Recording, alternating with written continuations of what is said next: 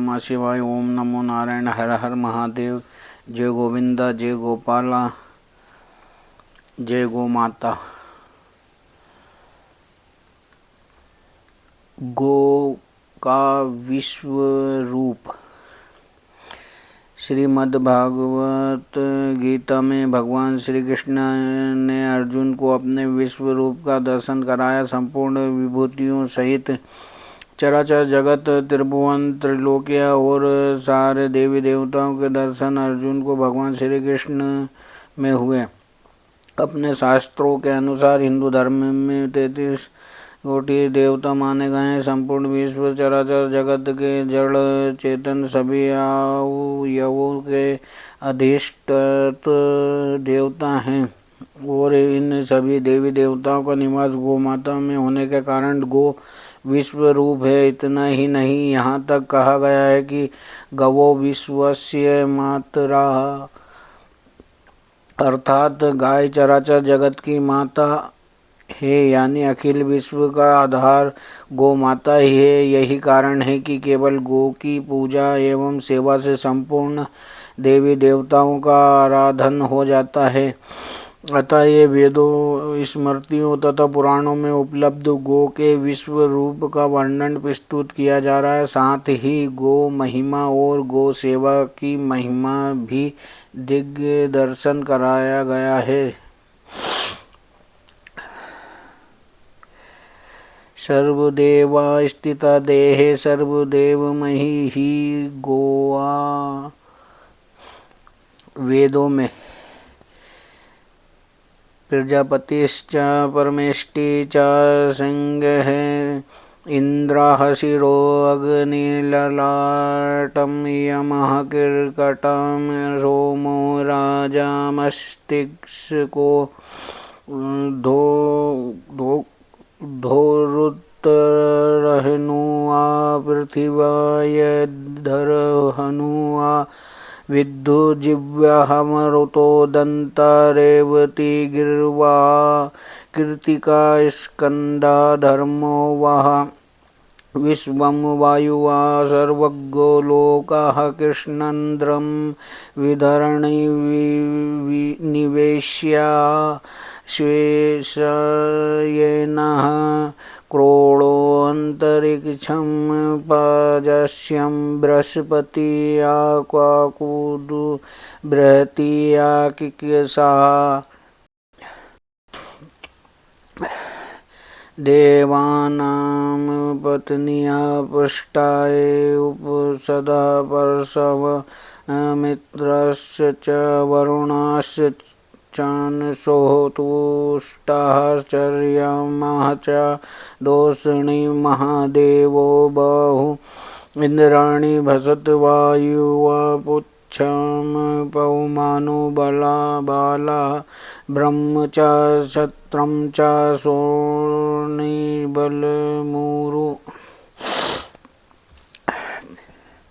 प्रजापति और परमेष्टि इसके गो के सिंह, इंद्र सिर, अग्नि ललाट और यम गले की संधि है। नक्षत्रों के राजा चंद्रमा मस्तक, भूलोक ऊपर का जबड़ा और पृथ्वी नीचे का जबड़ा है।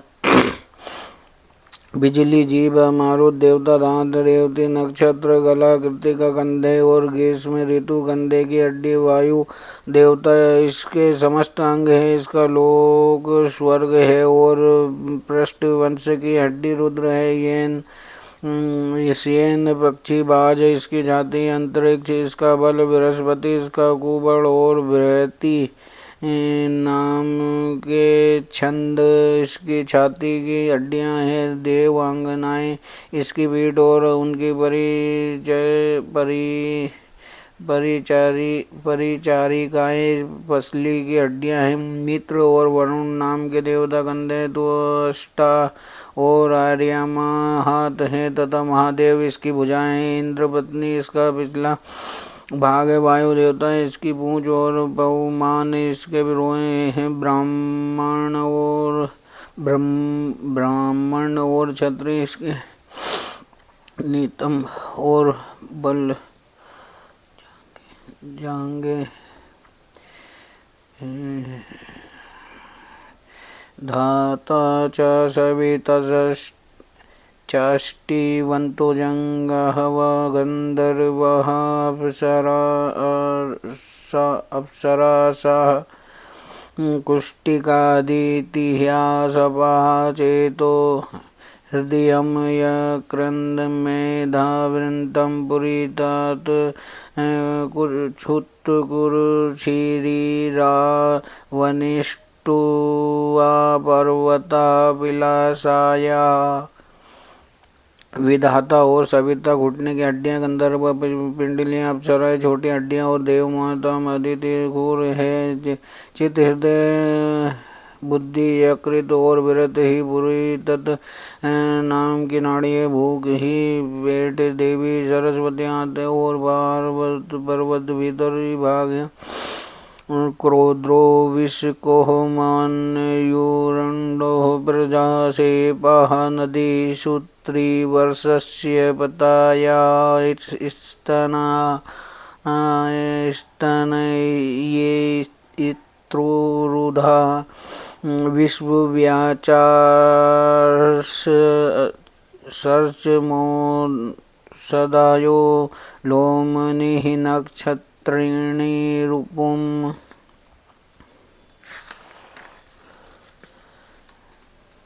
देवजानः गुदमनुष्यः अन्त्राण यत्र उदरं रक्षांसि लोहितमितरजनः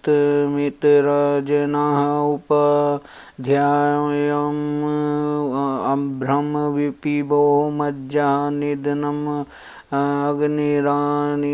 अग्निराशिन उत्थितो शिवेन इन्द्रं प्रणतिष्ठं दक्षिणः तिष्ठन् यमः। क्रोध गुर्दे मन्युषो गंडकोशो प्रजा जनेन्द्रिया है। नदी गर्भस्य वर्षा के आखिरी अधिकारी देव स्तन है तथा गड़गड़ाहट करने वाले बादल ही दूध कोश है। विश्वव्यापिनी शक्ति चमड़ी औषधियों रोए और नक्षत्र इसके रूप हैं। देवगण गुदा मनुष्य आते एवं यक्ष पेट है। राक्षस रुधिर एवं दूसरे प्राणी अमर्ष्य आकाश स्थूलता और मृत्यु मज्जा है। बैठने के समय ये अग्नि रूप है और उठते समय अश्वनी कुमार पूर्व की ओर खड़े होते समय इंद्र और दक्षिण की ओर खड़े होने पर यमराज हैं। पित्याणतिष्ठं धतोर्दाङ्गः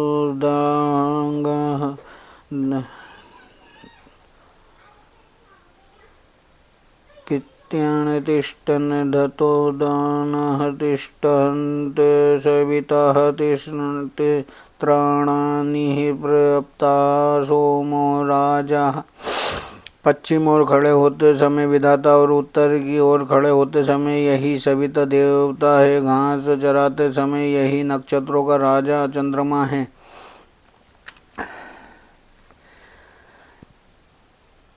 मित्रायच्छमाण अर्वित्तः युज्यमानो विश्वदेवो युक्तः प्रजापतिर्विमुक्तः सर्वम् एतद्देव विश्वरूपं सर्वरूपं गोरूपम् उपेनं विश्वरूपः सर्वरूपः पश्वष्टिष्ठन्ति या एवं वेद। देखते समय ये मित्र देवता है और पीठ फेरते समय आनंद है। हल अथवा गाड़ी में जोतने के समय ये बैल विश्वदेव जोत दिए जोने पर प्रजापति और अब खुला हुआ रहता है। उस समय ये सब कुछ बन जाता है। यही विश्वरूप अथवा सर्वरूप है और यही गोरूप भी है जिसको इस विश्वरूप का यथार्थ ज्ञान होता है। इसके पास विविध आकार के अनेक पशु रहते हैं। इसके सुक्त में गौ का तथा बेल का विश्व रूप बताया गया है। जिस प्रकार भगवद गीता में भगवान श्री कृष्ण ने अपने विश्व रूप का वर्णन किया है, उसी प्रकार गो के भी विश्व रूप का इस सूक्त में वर्णन है। संस्कृत के प्रसिद्ध पाश्चात्य विद्वान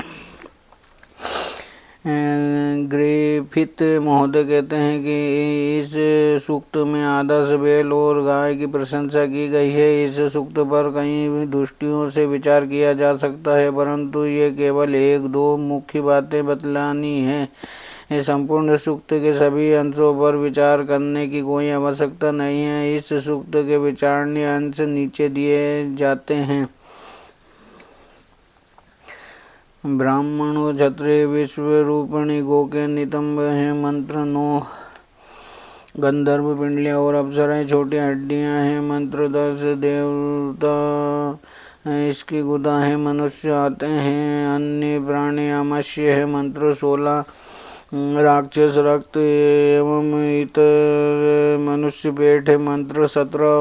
उपयुक्त मंत्रों में ये भाव दिखलाया गया है कि ब्राह्मण क्षत्रिय तथा इतर लोग अर्थात वैश्य शूद्र निषद गंधर्व देवता अप्सराएं मनुष्य मात्र राक्षस एवं अन्य सभी प्राणी गोरूपी हैं।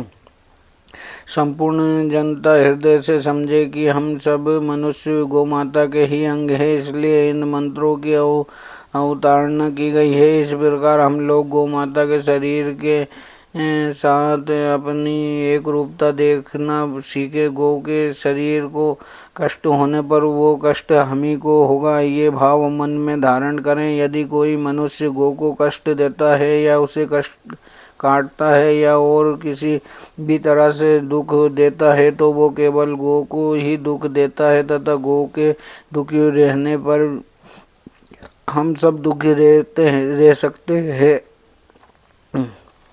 ये तीन भाव मन से हटा दें। गो का हमारे साथ अवयवी और अवयव का संबंध है। हम गो के ही अंग है, इसलिए जो दुख गो को मिलता है वो हमी को मिलता है, ऐसा मानना चाहिए और इसी भावना से गो का पालन तथा रक्षण करना चाहिए।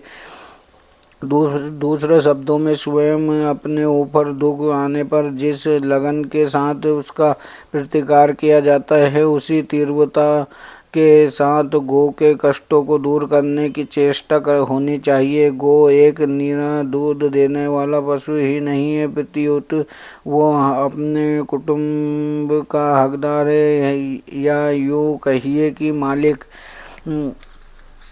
है और हम उसके परिवार के लोग हैं। ये भाव सदा मन में जीवित और जागृत रहना चाहिए।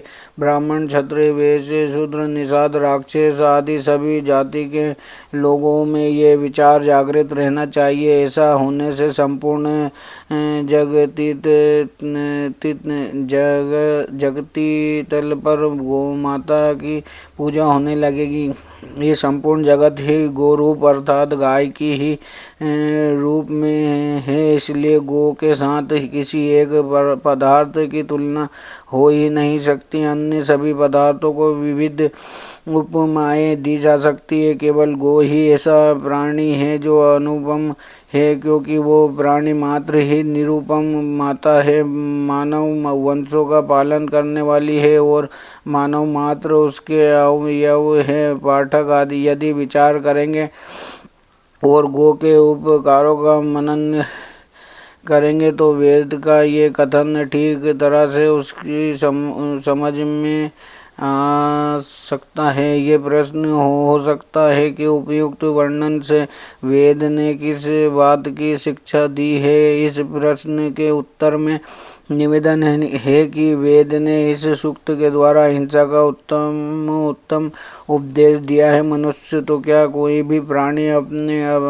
आपकी हिंसा कदापि नहीं करेगा। हिंसा या अन्य हिंसक जंतु दूसरे जीवों को मारकर खा जाते हैं। राक्षस भी मनुष्य आदि प्राणियों को खा जाते हैं, परंतु दूसरे के मांस पर निर्वाह करने वाले ये क्रूर प्राणी अत्यधिक भूख लगने पर भी अपने ही देह के अवयवों को कभी काट कर नहीं खाते। अतः इस स्वभाव प्रवृत्ति को देखकर ही वेद मनुष्य को इस सूक्त के द्वारा गाय और बैल के मांस से पूर्णतः निवृत्त करना चाहता है। ये बात उपयुक्त वर्णन से स्पष्ट हो जाता है।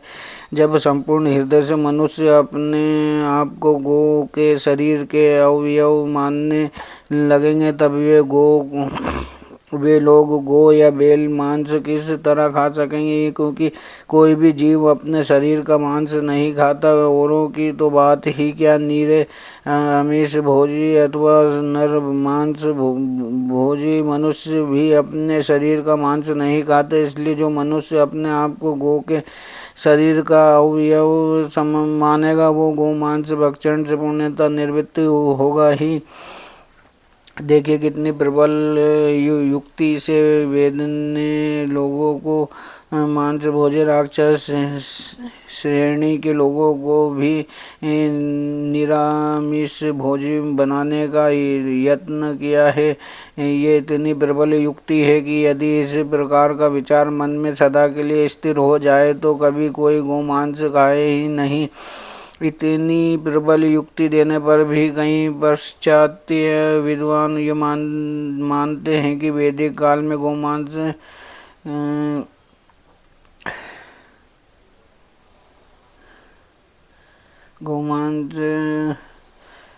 खाने की प्रथा थी और बैल भी मांस खाया जाता था। उन लोगों से हमारी प्रार्थना है कि वे इस प्रबल युक्ति का अधिक विचार पूर्वक मनन करें और इसके बाद अपना मत स्थिर करें।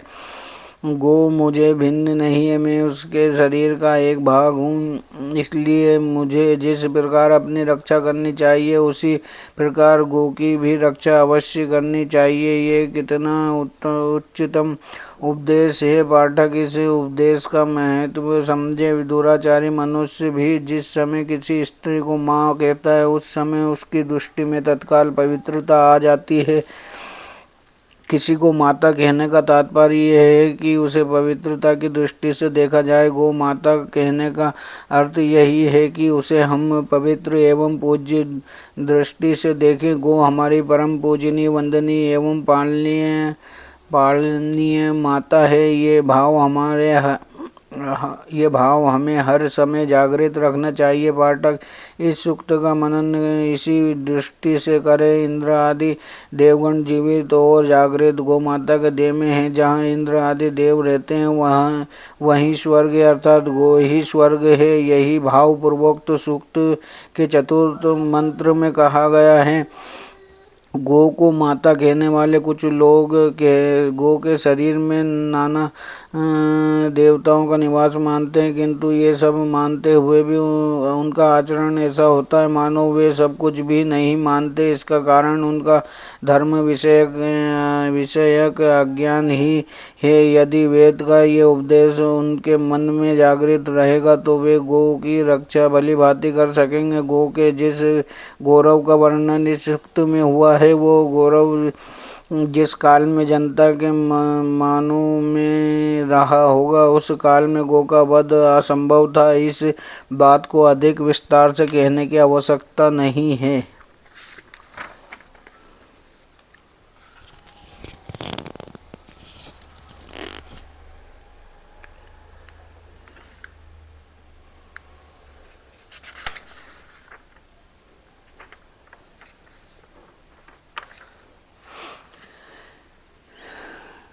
वेदों के समान ही विभिन्न इतिहास पुराणों में भी गो के विश्व रूप के अलग अलग वर्णन मिलते हैं। उनमें से कुछ को यहाँ दिया जा रहा है।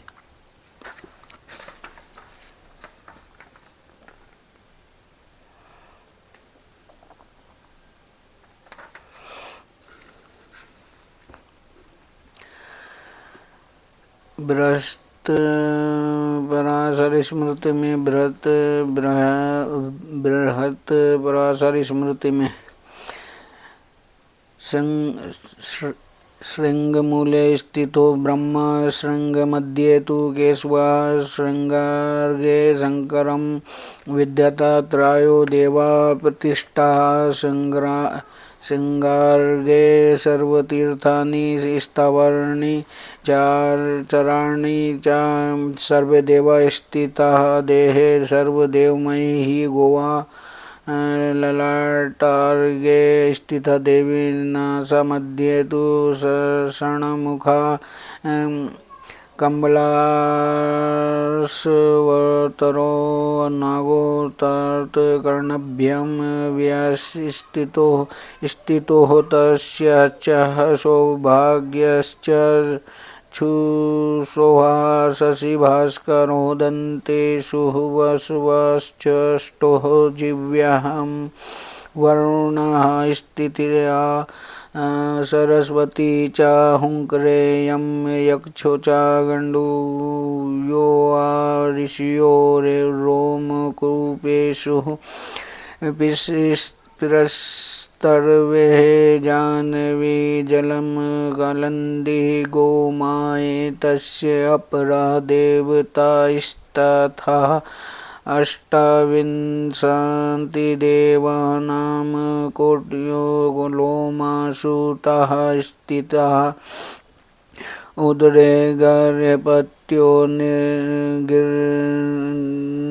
हृदये दक्षिणा स्थिता, मुखे चवहनीयस्तु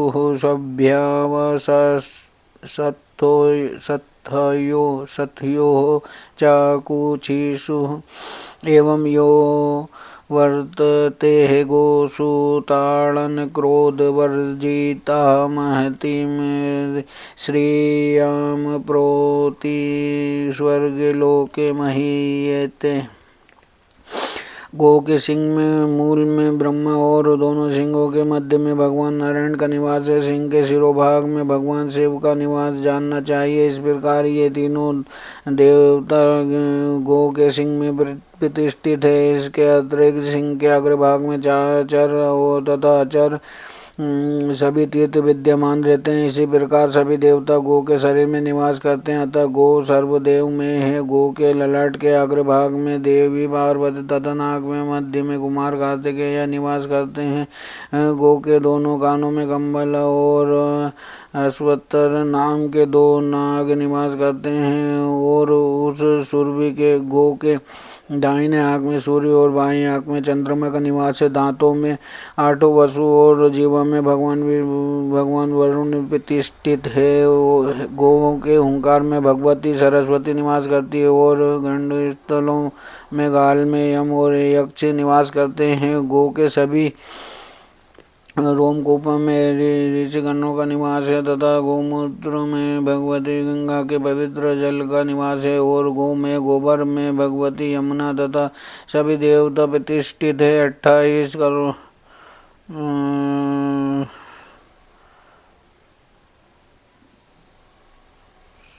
सभी देवता अन्य देवता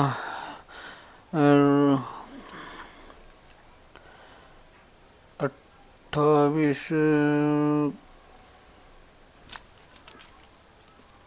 कोटि देवता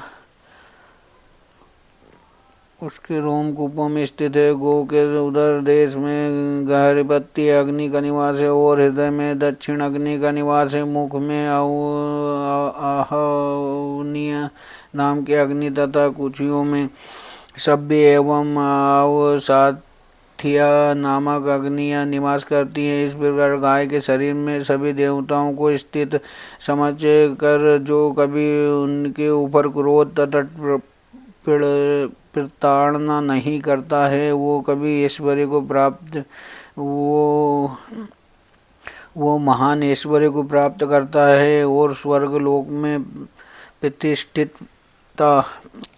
प्रतिष्ठा प्राप्त करता है। पद्म पुराण।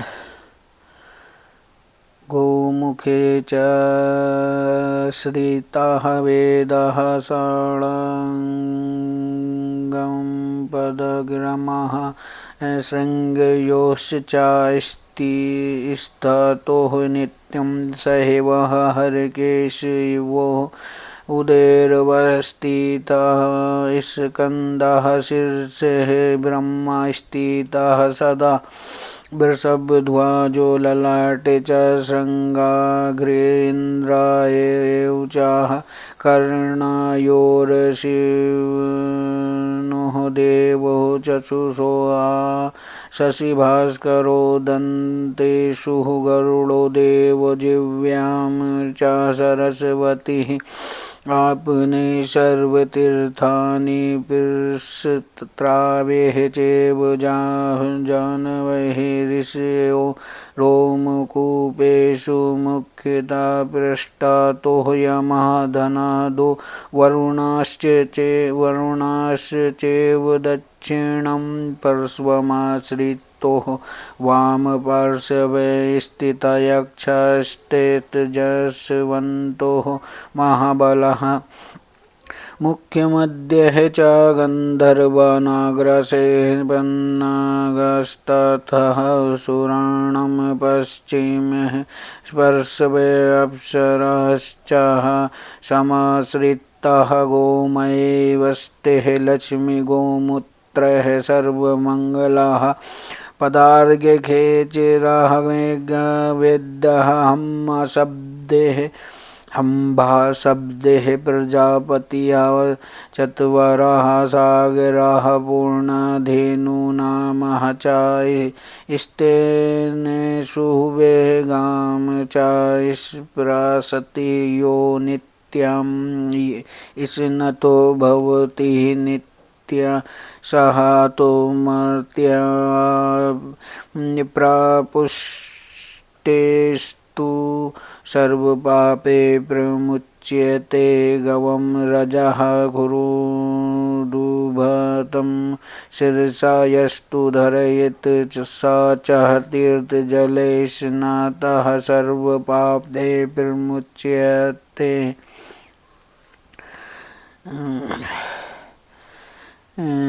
सृष्टिखंड 57, 156, 165 में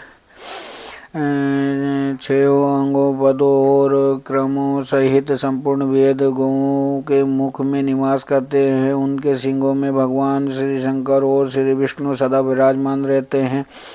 गौओं के उदर में कार्तिक के मस्तक में ब्रह्मा, ललाट में महादेव जी की सींगों में अग्रभाग में इंद्र, दोनों कानों में अश्वनी कुमार, नेत्रों में चंद्रमा और सूर्य, दांतों में गरुड़, जीवा में सरस्वती देवी, अपान गुदा में संपूर्ण तीर्थ, मूत्र स्तन में गंगा जी, रोमकूपों में ऋषि, मुख और पृष्ठ भाग में यमराज, दक्षिण पार्श्व में वरुण और कुबेर, वाम पार्श्व में तेजस्वी और महाबली यक्ष, मुख में के भीतर गंधर्व, नासिका के अग्रभाग में सर्प, खुरों के पिछले भाग में अप्सराएं स्थित है।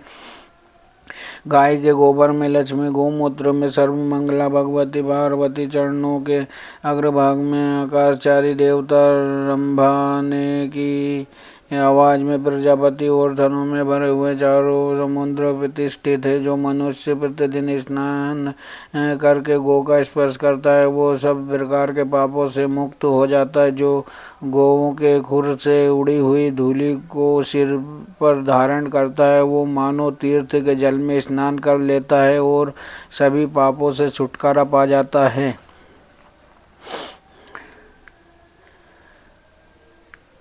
भविष्य पुराण में श्रृंगे मूले गवम नित्यम ब्रह्म विष्णुश्च संस्थितो श्रृंगाः गिरे सर्वतीर्थानि स्तारवाणिः चारणिः च शिवो मध्ये महादेवः सर्वकारणकारणं ललाटे संस्थितः गौरीनाशवंशे च षण्मुखः कम्बलः सावतरो नागो नासपुटसमाश्रितो कर्णो रसविनो देवो चक्षुर्भार्यं शशिभास्करो दन्तेषु वसुवः सर्वजीवहयं वरुणः स्थितः सरस्वती च गुहरयं यक्षो च गण्डयो सन्ध्यादेव्यां तष्ठाभ्यं गिर्वाह्यं च पुरन्दरहरां चासिः ककुदे घोषच्च पर्णिकाये विवस्थिता चतुष्पात्यस्य कलो धर्मो नित्यं जङ्घासु तिष्ठति खुरमध्ये येषु गन्धर्वः खुराग्रेषु च पन्नागाः सुराणां पश्चिमे भागे राक्षसाः सम्प्रतिष्ठिता रुद्र एकदश पृष्ठे वरुणः सर्वसन्धिषु श्रोणीतटस्थः पितरः कपोलेषु च मानवः सिरिपाने गवां नित्यं स्वाहालङ्कारः मार्षितः दैत्यरश्मयो बलः पिण्डीभूता व्यस्थितः साक्षात् गंगा च गोमूत्रे गोमायि यमुना स्थिता सदा देवकोट्यो रोमकूपे विवस्थितः उदरे पृथिवी सर्वशैलवान् काननः चत्वरः सागरः प्रोक्तः गवं ये तु पयोधरः पर्जन्ये क्षीरधारा सुमेधः बिन्दुव्यवस्थितः जठरे गर्भवत्यग्नि दक्षिणाग्ने हृदये स्थितः कंठे आहवनीयोऽग्निः सभ्यो अग्निस्थलोनि स्थिता अस्तिव्याशैलमज्जसु कीर्तिवा स्थिता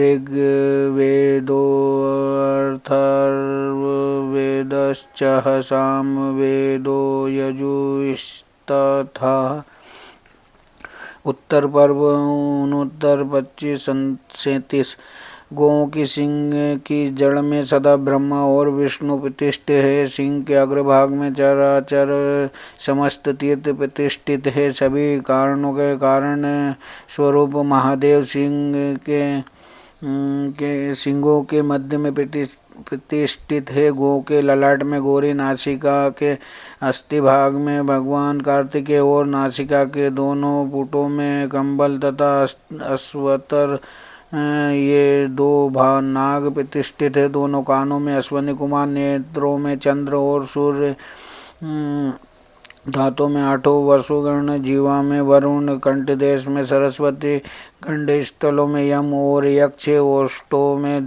दोनों संध्याएं, गिरवा में इंद्र, ककुद, गोमोर में राक्षस, पर्षणी भाग में आकाश और जंगाओं में चारों चरणों में से धर्म सदा विराजमान रहता है। खुरों के मध्य में गंधर्व, अग्रभाग में सर्प एवं पश्चिम भाग में राक्षस गण प्रतिष्ठित है। गो के पृष्ठ देश में एकादश रुद्र, सभी संधियों में वरुण, श्रोणी तट, कमर में पितर, कपोल में मानव तथा अपान में स्वरूप अलंकार को हर्षित कर श्री अवस्थित है। आदित्य रश्मियाँ केश समूह में पिंडीभूत हो अवस्थित है।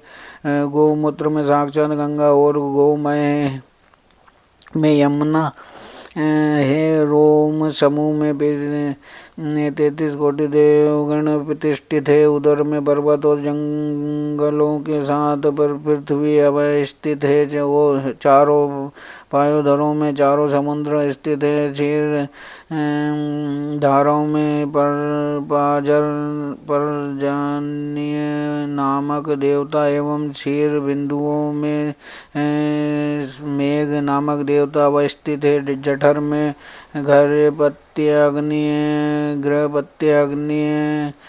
हृदय में दक्षिणाग्नि, कंठ में आहवनीय अग्नि और तलु में सभ्य अग्नि स्थित है। गौओं की अस्थियों में पर्वत और मज्जाओं में यज्ञ स्थित है। यज्ञ ऋग्वेद, यजुर्वेद, सामवेद तथा अथर्ववेद ये सभी वेद भी गौ में ही प्रतिष्ठित है।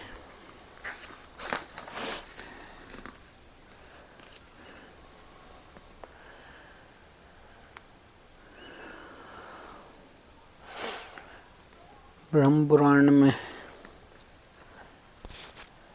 अखिल विश्व के पालक देवाधिदेव नारायण आपके चरणों में मेरा प्रणाम है। पूर्व काल में भगवान वासुदेव ने जिस गो सावित्री स्तोत्र को कहा था उसी गो में सुनता हूँ।